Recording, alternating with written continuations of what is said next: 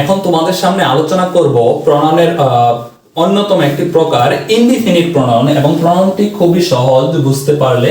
দেখো লিখে রেখেছি ইনডিফিনিট প্রনাউন কত প্রকার, দুই প্রকার। একটা হচ্ছে কি, একটা হচ্ছে সিঙ্গুলার, কি সিঙ্গুলার, আর একটা হচ্ছে কি প্লুরাল। অর্থাৎ একটা সিঙ্গুলার হবে এবং অন্যটা প্লুরাল হবে।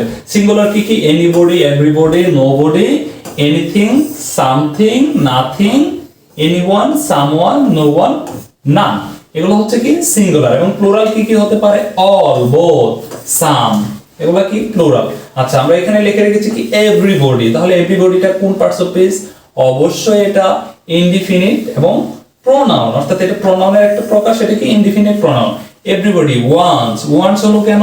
কারণ হচ্ছে আমরা কি এভরিবডিটা কি জানি, এভরিবডি হচ্ছে সিঙ্গুলার, কি সিঙ্গুলার। এভরিবডিটা হচ্ছে কি সিঙ্গুলার, যেহেতু সিঙ্গুলার হয়েছে সাবজেক্ট থার্ড পারসন সিঙ্গুলার, তাহলে ভার্বের শেষে এস বা ইয়ের যোগ হবে। Everybody wants to be happy in life, সবাই কি হতে চায়, তার জীবনে সুখী হতে চায়। নাথিং, নাথিং ইজ পসিবল, কোনো কিছু সম্ভব না। এখানে ইজ কেন হলো, আর কেন হলো না? কারণ হচ্ছে নাথিংটা হচ্ছে কি সিঙ্গুলার, নাথিংটা হচ্ছে কি সিঙ্গুলার। আমরা নাথিংটা কোথায় পাবো, এই যে নাথিং, নাথিংটা হচ্ছে কি সিঙ্গুলার, এই জন্য ভার্ব ইজ হয়েছে। দেখো এখানে কিছু অল আর রাইট, সবকিছু ঠিক।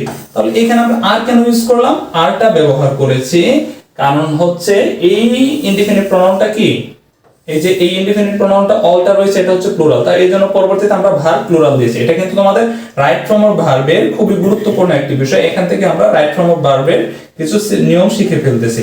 এবং বোথ আর কারেক্ট, দুটাই কি সঠিক। এই যে বোথ এর পরে আমরা এখানে আর কেন দিলাম, কারণ বোথটা হচ্ছে এটাও একটা প্লুরাল ইনডিফিনিট, তো এই জন্য আমরা এখানে আর দিয়েছি। তো এই ছিল ইনডিফিনিট প্রোনাউন সম্পর্কে আজকের ক্লাসের ধারণা।